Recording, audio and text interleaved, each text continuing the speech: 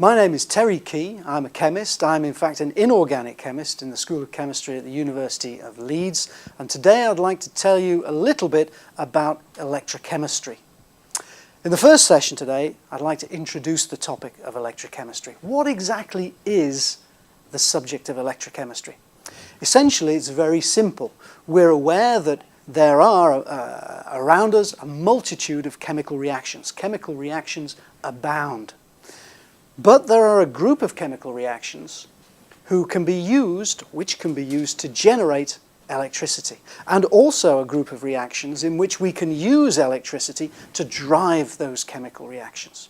Today I'm going to tell you a little bit about electrochemistry, and in particular the way in which chemical reactions can be used to generate electricity. Electrochemical reactions are not the easiest to understand, but they are quite common. They are in fact all around us. So one of the common examples of an electrochemical reaction is corrosion, the rusting of iron.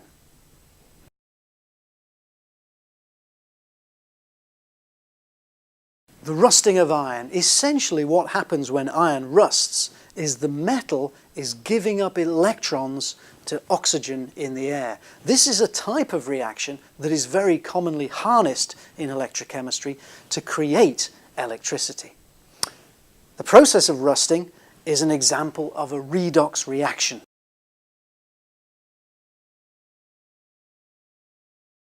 The word redox is a combination of two different words, reduction and oxidation.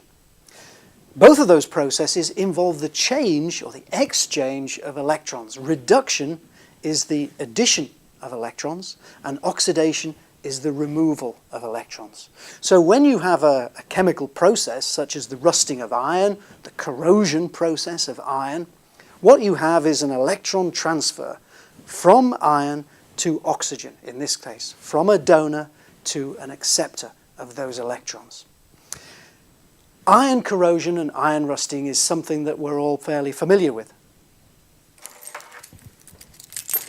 Here, for example, I've got a key, one key of many on my particular key ring. This particular one is quite rusted around the edges. I touch it quite a lot on my fingers. There is moisture, and in that moisture there is salt. And salt is very important within the moisture for accelerating the rate of that corrosion. Hopefully this will last me for a few more years yet, but it's an example of what corrosion can do. Now I've said a little bit about iron. Iron is one of the common examples of corrosion, but it's possible for many different metals to undergo similar types of corrosion processes, redox processes. These processes can be harnessed to generate electricity. Let me give you a very simple example. Let's consider two metals. On the one hand, we've got magnesium. On the other hand, we've got copper. Two quite different metals with two quite different sets of chemical properties.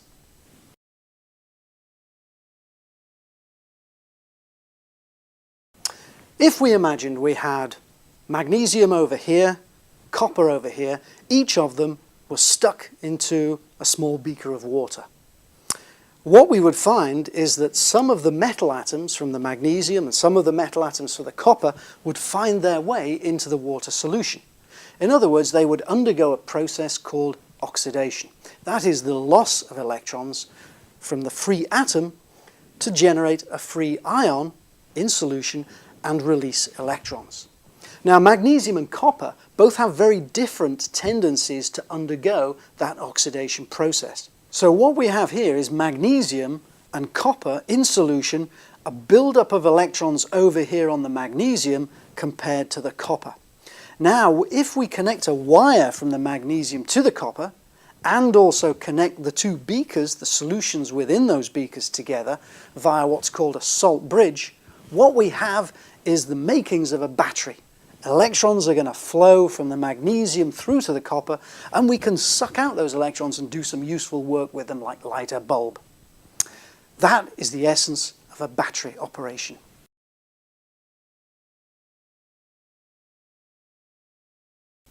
The reason the battery works in this electrochemical manner is because the two metals that we've been talking about, magnesium and copper, they have different potentials, if if you like, a different tendency to give up electrons, and indeed a different tendency to accept electrons. What we do in electrochemistry is we give that tendency a number. We call it an electrode potential. In other words, it's a number that we can use to say just how easy it is to take electrons away from something, such as magnesium or copper, or how easy it is to give those electrons back. That number, electrode potential, is a very important number in electrochemistry because it tells us something about the thermodynamics of the chemical processes involved. That means it tells us about which processes prefer to happen and which don't prefer to happen.